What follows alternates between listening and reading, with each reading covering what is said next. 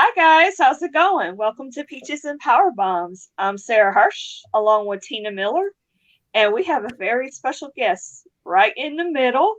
You may have seen her on AEW Dark Elevation. Um, we welcome Dani Jordyn to our show. Yay. Hi. Thank Thanks, you. thanks, thanks for taking the time to join us today. Of course. Thanks for having me. She's letting us sit with her. It's Just briefly, for a few minutes. But don't That tell means we're anybody. cool. Just kidding. A little bit. Okay, It's an honor to have me on your show. Thank you. So as many whoever listens to our podcast knows, Dani has been also on AEW Dynamite. I have seen her made a few appearances. So the first question I'll ask you is how did you get started? In my career entirely? Ooh. Yes. What and like how you got started and what led you to this point now? Well, long story short, I'll try to sum it up as much as possible. I tell the story so much now. It's okay. Yeah.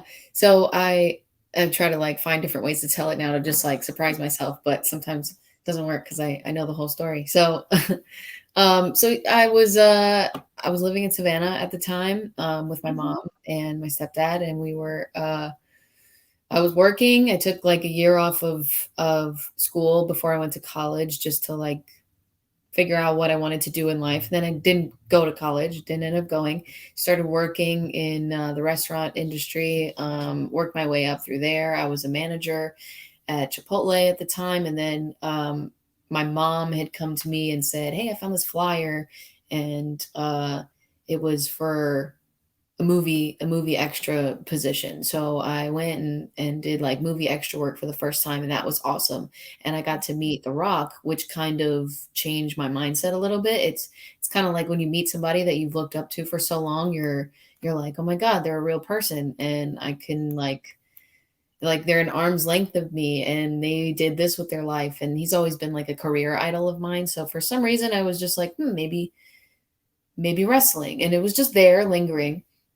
And then the women's evolution or revolution started happening in WWE and stuff with the four horsewomen that came up from NXT: Sasha, Bailey, Charlotte, Becky. They were always my favorite growing up or in that time. So Yeah. as I'm watching wrestling more and more now, and I'm understanding it as an adult, with the whole women's evolution happening, I was like, wow, I this is something that I never really thought was realistic for me, but it's always kind of been in the back of my head, oh, maybe one day, but it's just a silly little dream or whatever. And it's not something that I always wanted to do entirely. So I had a different life path that I wanted, but I was still after that movie thing, I was maybe wrestling. For some reason, it was just there. And then it became a little bit more realistic for me once I saw the women getting all these opportunities. It just sparked something in me. And a funny story with that actually is that I started looking up how to become a wrestler and what schools to go to and what I need to do to get to the big leagues, basically.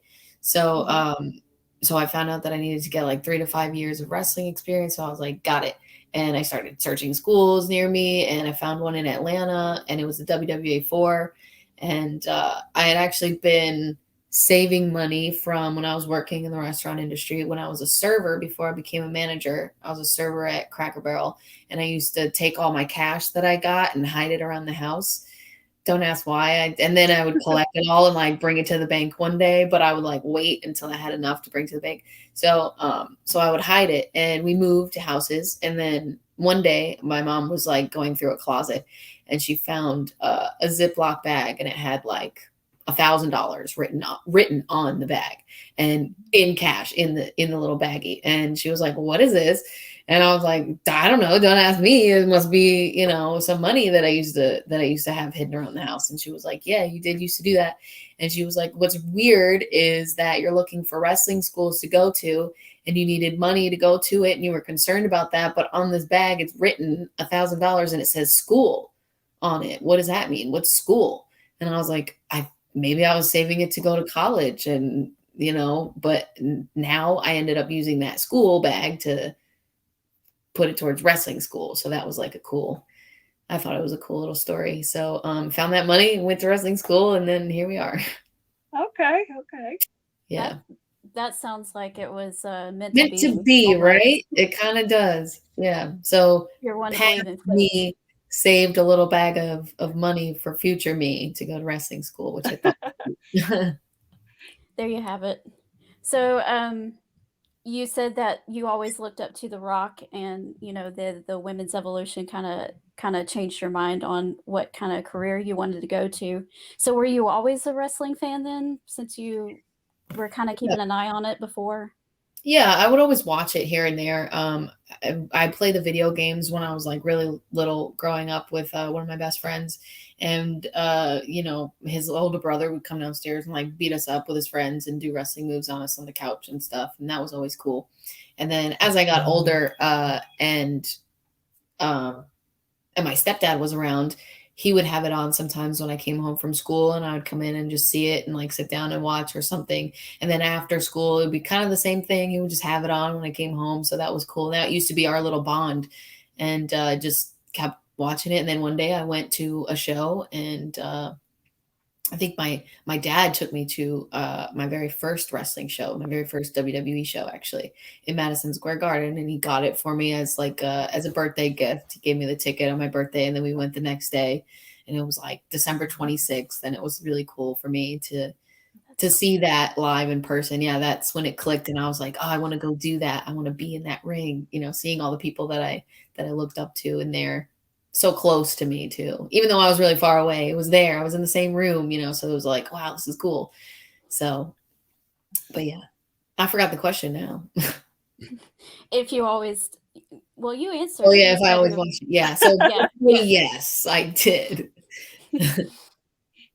Me and you already have something in common, because I adore The Rock as well. He's like a hero of mine. And of course, his popularity in the ring was when I was in high school. In high school, you go through all these different kinds of things, and right. He's pretty much like a saving grace. And so, what are some of the things from The Rock that you are taking with you as you go through wrestling? Ooh, definitely to stay humble as much as possible. I take that with me a very long way, because you meet a lot of people, and the first impression is a very big impression. So whenever you meet somebody in wrestling, especially, or you meet your heroes, you always want to have that lasting impression of meeting your hero, right? You want to be like, you want to leave with a great experience and be like, wow, they're just like I thought they were, or something. So no regrets. Yeah. Yeah. Obviously humans are different, and when they're portrayed on TV or on a big stage or something like that, it can be very different from their actual personality. But I've always felt like he was very close to his TV personality. So he's kind of always been that genuine person that we all see. And I've never really heard a bad thing about him. And so I try to just carry that with me, and just make sure that whenever people meet me for the first time in wrestling, if they're a fan or whatever, that I'm as nice as possible. And then I just stay humble, and I don't think too highly of myself ever. I don't think that I'm anybody like special that somebody wants to like go out of their way to meet. And sometimes when that happens, I'm like, oh wow, you really wanted to like meet me. So I just try to carry that with me. Mm-hmm. Yeah. So you mentioned that you first started off at here in Atlanta, and you started with WWF4, is that right? WWA4, yeah. Okay, yeah, and that's with AR Fox, I believe, right? Yes. Yeah, and then you started training with QT Marshall. How's that? How's working with QT Marshall at his gym? It's good. It's really good. I've been going there now for I don't know, maybe 2 years or something like that, roughly.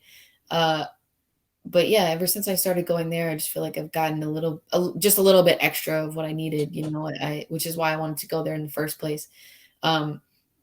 I want to train at whatever schools I can and learn from whoever I can. So that's always been my mindset. The more people you can learn from, the better, because you can never learn everything from just one person. So I try to explore my options, and that school was beautiful, nice and clean, just, completely organized. I love the structure of everything.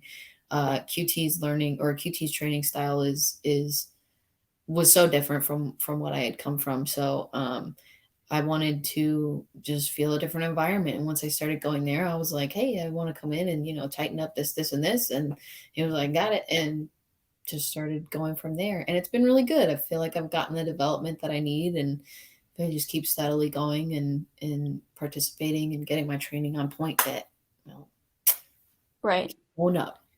Right. Is that that connection to his gym and QT himself, is that what helped get you in the door of being able to do stuff with AEW?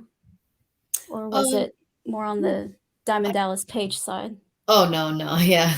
No, I believe that the school is a good connection to do that with Cody and everything. And then I had met Cody previously too, so we kind of had that bond going already in like personal life, I guess, like really just work relationship. Cody and Brandon would come in often and do some work with AEW when it was first starting out, and so I got to see them quite frequently. And then one day I got the opportunity to work for them, and they were like, how about Dani? And I was like, yeah, I'm in. And QT asked me to go work Dynamite, and ever since then Cody saw me in a different light, and he always knew that he just kind of knew me as like the front desk girl at DDP Yoga, and then plus I was training at QT school, so he just knew me as that. So then once we got the opportunity to put me on Dynamite and show, myself in a ring light, so to speak, things changed, and then I got the opportunity to keep coming back frequently, which was very awesome, and I was thankful for that. But yeah, the school is a good connection for me. Awesome. Being part of AEW, I'm pretty sure that there's a lot of downtime. Well, not so much downtime, but backstage, you hang out with everybody or whatnot. And with AEW, there's an influx of talent from legends to newer faces, and so like during the few times you've been at AEW, have you had the opportunity to sit under any learning trees, so to speak? Yeah, I have actually a lot. Almost every time I'm there, I get the opportunity to speak to somebody that I've always looked up to. It's kind of crazy to think about. Yeah, I've gotten really good advice from so many people. I don't even sharing all of those stories right now would be like unraveling a list, or a Right. score. But yeah, I've just been really thankful. One person especially is Dustin Rhodes. He's been able to help me so much, and he's always been there for me. He's like my rock right now. Yeah, he's helped me a lot emotionally and mentally, and with the coaching and everything, as far as my matches, talking to me after them or before them, always making sure that you're okay, especially checking on you in the hallway beforehand and afterwards. And but getting the opportunity to just be around everybody like that, even the people that I just knew from the indies and stuff, their encouragement and everything means a lot to me. Anybody that says anything means a lot. But yeah, the people, if Jericho's around, that's always cool, because he is around, but that's always cool when he like gets to talk to you and he'll like approach me and bring up the burn book or something like that, and getting to hear anything that he has to say about my burn book is really cool, because I'm like, well, you had the list, you're a genius. Who can top that? So I have the book, and I'm just like listening to what he says, and sometimes it goes in one ear and out the other, because I'm like, oh, this is so cool, I'm talking to so and so. But then I have to pay attention and be like, no, you need to listen to something, like stop being like, oh, this is so and so. But yeah, I get like really, really good advice, and that's good. Yeah. The burn book, it reminds me of the oh god, I don't want to. It's not the slam book in high school. So when I come out with the burn book, I was like, oh my god, it's high school all over again. I think it's so It's so unique because Yeah. that's the way to taunt your opponent, and I was like, oh, Right. that's so neat. Oh gosh. What So better yeah, it than from reminds a me of the movie? slam book, and I was like, yeah, I like that. Yeah. What better way to taunt my opponent than some mind games and to bring up old high school trauma Exactly. that somebody might have? You did Right. this, or yeah. Yeah. Thank you. So I know you're billed from New York, and so they can claim you up there, but us Georgia girls, we're going to claim you too because you've been down here for Yes. some That's time. okay. Because I was So technically, my wrestling career has been born in Georgia, right here in Atlanta. So that's fine. we have her too, New York. So you've won Georgia Women's Wrestler of the Year 3 years running. And so I was just wondering what's different about wrestling here than in other states or places? Oh, wow. I don't know. uh, Is there a crowd difference, like how they interact with you guys, or? yeah, I mean, yeah, there's definitely a difference. I don't know how to describe that difference really. I know the crowds up north and everything, I think are, let me see if I can put this in the best way possible. I think the crowds up north are a little more understanding of how to respond to a wrestling match in a way. Does that make sense? You know how Yeah. if you like UK wrestling, they're very loud and into it and they get the chants going. They know the points and the cues of everything and the match or the moves that happen and the cues that go with that. So like the build up, they understand the smart part of wrestling, I think. In the South, it's a little bit different because I get to play around more of not so much that part of it, but I get to be my personality more. So they fall more into the belief of the character and the Right. story that you're putting on as opposed to the moves and stuff like that. So I would say that the moves matter a little bit less than if you can get them into your match. Does that make sense? Like Right. emotionally. Yeah. It's kind of like an atmosphere type of thing too. Yeah, I guess Like, so. just with the, different, just with fans coming in, and you have fans that do different things different places. So Yeah. yeah, I could see that being Georgia, we're pretty wild. Yeah. We get into it. Right. Yeah. Yeah, they love to hate you or they love to love you as like hard as possible. So Yeah.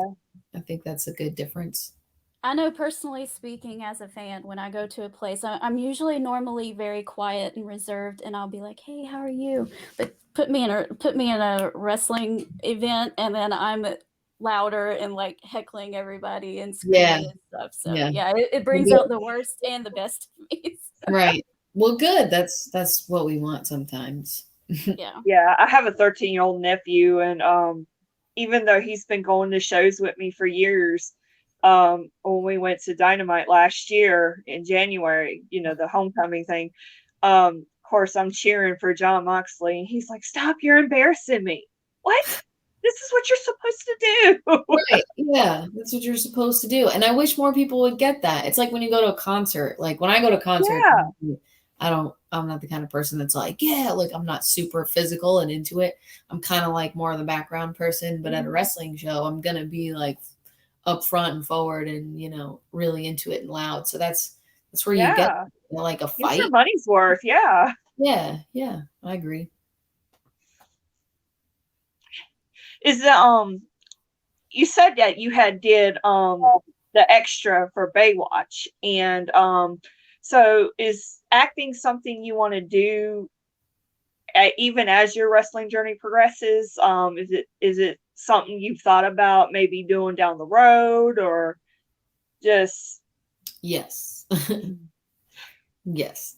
To both of those questions. Yeah, it's definitely it's what I kind of wanted to do before Mhm. wrestling started, like my career path that I was talking about before.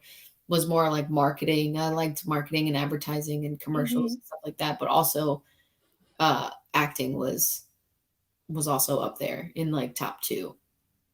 I So gotcha. it's always been something else that I wanted to do. So I figure like wrestling is Mm-hmm.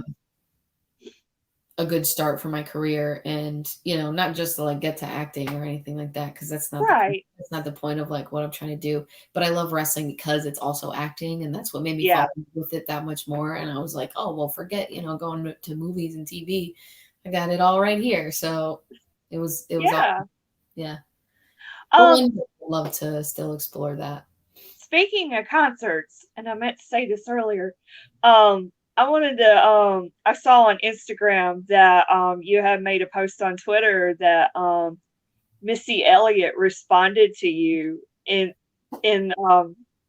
that you wanted her to do your music in the future. How was that? I love her. Yeah, I know. That was awesome. It kind of made me like freak out a little bit on the inside. I'm a big fan. Mhm. She does follow me already, which was pretty awesome. Wow. Yeah. Congrats. Well, I don't even remember when that happened. Maybe like 2 months ago or something. Oh, really? Thanks. So I feel like one day it could happen. It's becoming more realistic for me. So I'm gonna hold her to that in the future, and You should. just let it be known. Yeah, you never know. Never I would know. That'd be love it. awesome. I would die if that got to happen. Look, I don't blame you. Yeah, right? Yeah, that would be an awesome thing. Yeah, Mhm. No one that would could be stop super me cool. after that. So, because we're Georgia girls, I keep coming back to this. It wouldn't really be a Georgia Peaches and Power Bombs episode if I did not mention Southern Honor. Of course. Yeah. Right. So one of my favorite storylines or rivalries that you've had was with Lindsay Snow, and one of my favorite matches that you've done, although technically the match only lasted probably about 4 or 5 minutes because y'all fought outside the ring and all around No. the arena for so long, Yeah. throwing each other into the barricades and hitting each other with chairs and trash cans. And then she threw you into the wall, and it left a hole probably about that big. Yeah. Yeah. So I was wondering, what's your favorite rivalry been on anywhere? I guess that one. That's pretty much the only one I've really had, actually. I think that's like the first real like official feud. And then we got to have another match at Queens of Combat like a while after that, where we also broke another wall. So that was if you don't know about The that. wall breaker. We got to do that. And this time it was vice versa. So it was she threw me the first time, and this time I threw her into the wall. Ah. So I got my revenge. But yeah, but the building they weren't too happy about that, but it's okay. We didn't do it again. Make sacrifices. We haven't done it again yet, but yeah. So maybe one day it'll happen. But that's my favorite feud so far. And that's also the feud that birthed the Real Mean Girl coming out, because I was not the Real Mean Girl before me and Lindsay started going at it. Oh, I didn't realize that. That's cool. In fact, yeah, she was the first person that I've ever put in my burn book, actually. Oh, even better. So yeah, there's so much connection there. What an honor for her. Right. That's a quite a first injury. Yeah. So I know that oh, go ahead. Go ahead. There's later after that, I think it was after, you got to be in a tag team match with David Ali, and you all faced Lindsay, and then it was supposed to have been Shannon, but he couldn't make it or something, and so Tommy Dreamer. So how was it like being in the ring with Tommy Dreamer? Yeah, that was really cool. I mean, how is it not cool? It's Tommy Dreamer. It's Tommy Dreamer. Yeah, it was everything you'd expect it to be like, I guess. So yeah, but that was really awesome. That was one of the first times I got to share the ring with somebody of his name, or his name like level. So that was really awesome. And me and David were both very excited for that, and Lindsay, of course. And it was a really cool replacement for Shannon. Cool. Yeah. And Shannon's pretty cool too. So I do respect Shannon a lot. I wish that he was there still. Would have been full circle, completed the story, but it's okay. It that's all right. happens. Things happen. Would you consider probably either, well, whether it's that match with Tommy Dreamer or Lindsay Snow, what would be one of your favorite matches you've been a part of? Ooh, that's a good That question. you've maybe wrestled, been a part of? My favorite match I've been a part of. Ooh. Yeah, that's a good question. Thank you. I don't know, because I never really guess I never really get to answer stuff like that, because I haven't. I mean, I've been in the ring with a few names already. Right. Yeah. I mean, I would say like one of my favorite matches ever was probably at Southern Honor, because that's where I get to do my own thing. Man, I'm having a hard time answering this question now. I don't know. We have the hard hitting questions that No. meet you some power bombs. I think one of my favorite moments from Southern Honor wasn't really like it wasn't my matches, but it was a storyline, oddly enough. But it was with Jake the Snake, actually, and we had Awesome. that. Yeah, I had to right. I had to get a restraining order from him, and that was really cool. Just because I know him personally and because of who he is, I'm like, man, that's cool. Who would have thought I get a storyline with Jake the Snake? So that was really random. For sure. Yeah, that was one of my favorite things. But I think like matches wise, I mean, I'd probably have to say AEW, just because of the things that I've gotten to do there already. Those matches are really fun. My favorite match that I've had there was with Red Velvet. The first time that was a good match. Yeah, thank you. The first time we met up in the ring, because we've actually worked. Really? Yeah, we've worked twice there. So awesome. The first match we had, I think, was my favorite one. The second one was also really good. She's just my favorite person to wrestle there so far.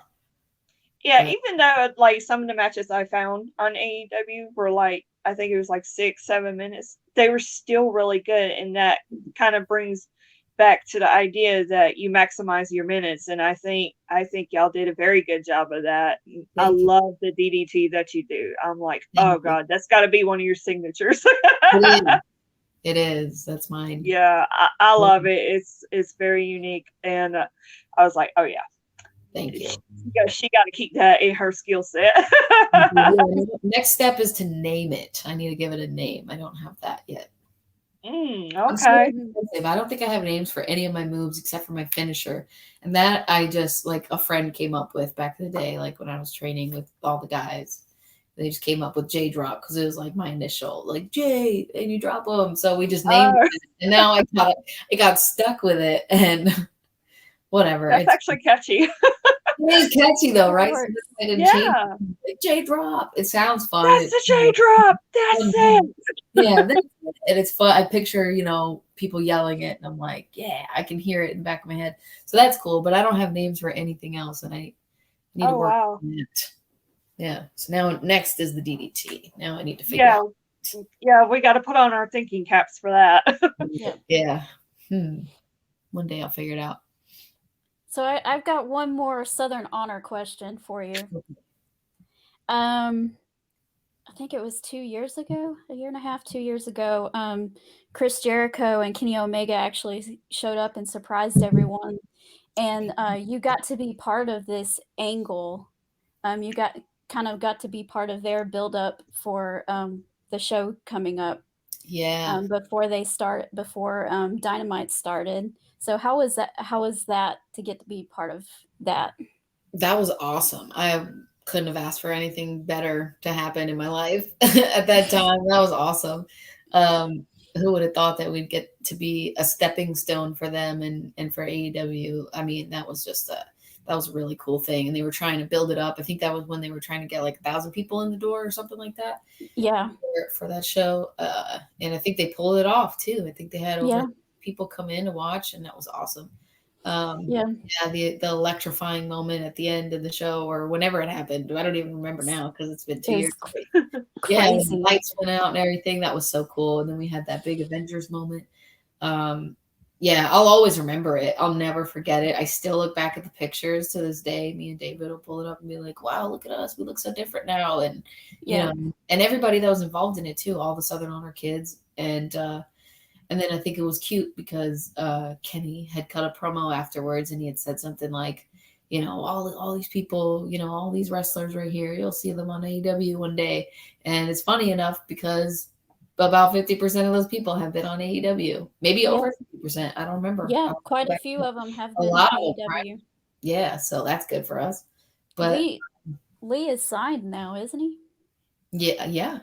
Yeah, thought so. I think But so. yeah, I remember being there, and we were just about to leave actually because my husband came with us, Mm. and he's not the biggest wrestling fan, so he's like, it's over, let's go.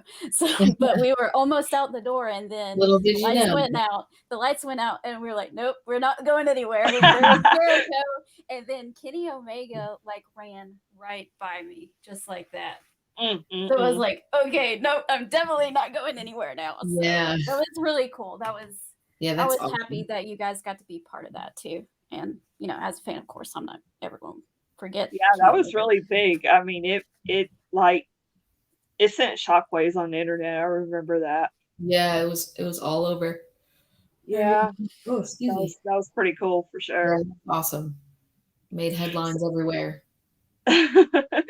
So you've been part of some cool stuff and done some a few matches and everything. What would you consider maybe your maybe long-term goals? What would be the goals for Dani Jordyn as far as wrestling goes? That's a good question too. I would say my ultimate goal, I'm obviously going to not continue wrestling for a while, for a few more years ahead of me. I still have some of that left in me, but my ultimate goal is to, I guess, bring a range of people that don't necessarily watch wrestling right now or that have never really been too interested in it, bring some more people into it, and that will, be flipping through the channels one day and maybe see a match of mine is on TV at that moment and just be like, oh, this is interesting, or she's entertaining, or this is fun, and just lose themselves in it. Just be taken away by Right. the match and just feel that story or feel whatever is being portrayed in that moment and just have fun and forget about life and just lose your mind in the match and just feel it. That's why my ultimate goal. But to bring outside wrestling people or outside people into wrestling, I think is what I That's want actually to do. good to have because a lot of, I think getting someone's attention is, it is kind of hard. And, so that's something good to aim for. Like, how can I get somebody's attention to say, hey, look at me, I'm real deal, or Right, you're the yeah. mean girl. Yeah. That's a good goal. Thank you. Also because just wrestling world is so disconnected from real life world, I think, that I'd love to see a combined mix of real world people, wrestling people Yeah. intertwined with each other just because they're watching a certain person or whatever, hopefully me. But that's what I would love to happen. Right. Yeah. Like that. And I think it's really important too, especially geared towards younger girls. I know you probably watched WrestleMania, I'm sure, and one of the main events got to be Sasha and Bianca.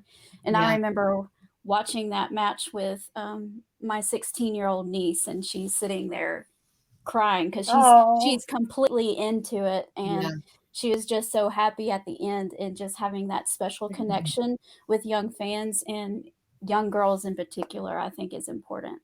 Yeah, So, that especially, that kind of Yeah. moment, that little moment and that little tear is something that means a lot to us. And especially, I'm sure for them, I mean, that was incredible for everybody watching. I think everybody cried a little bit, but Oh yeah. Yep. yeah, I stuff sure like did. Yeah.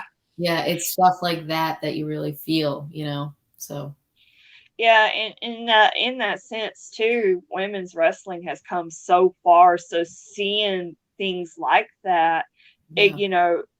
as a fan watching, I've been watching 26 years already, and just remembering when am I going to see women like kick butt and do all this stuff. Right. 12 years old, you're really hoping for that, and now I'm 38, and I'm just, it's such a beautiful thing to see, and then continuing to see, people like trying to put a stamp on it and make, have your own little, thing going on in women's wrestling. So that's awesome, and it's truly a good thing to see. Thanks. Yeah. Yeah, it is. So I have one more question before we log off, but I'll let Sarah ask another question if she's got one.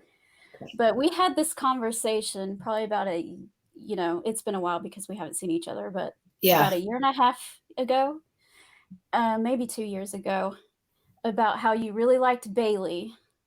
And you looked up to Bailey, and you wanted to learn from her and stuff, and that the guys around you were making fun of you because you liked Bailey.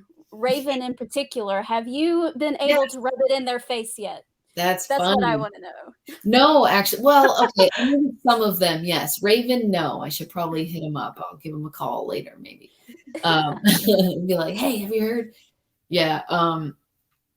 Yeah, man, I forgot all about that. That was funny. Yeah, that Not was funny. Now it's funny looking back on it, but now I'm like, yeah, I should rub it in their face. I definitely rubbed it in a couple of their faces because she's still my number one. She's doing great. Yeah, she really is. Yeah. I didn't think she could pull off the heel thing, but she did. Oh, I was waiting wrong. for it. Yeah, I was waiting for it, and it finally happened one day, and I was like, yes, it's here. It's happening. This is not a drill. And she pulled it off. Yeah. She actually carried SmackDown last summer when Roman was gone, so. There it is. She pulled it off. Yeah, she there did. You go. All right. Well, I'll hit you up with this next last question. And Okay. So what is next for Dani Jordyn? Well, I don't know how to answer that anymore because when I started answering that, when 2020 started to come around, I was completely. Oh yeah. I was completely wrong, and none of that happened. So now I'm not even sure what to say. Now I just have to be going with the flow, and I'm just here and I'm riding the ride, and I'm going to see what happens and where life takes me.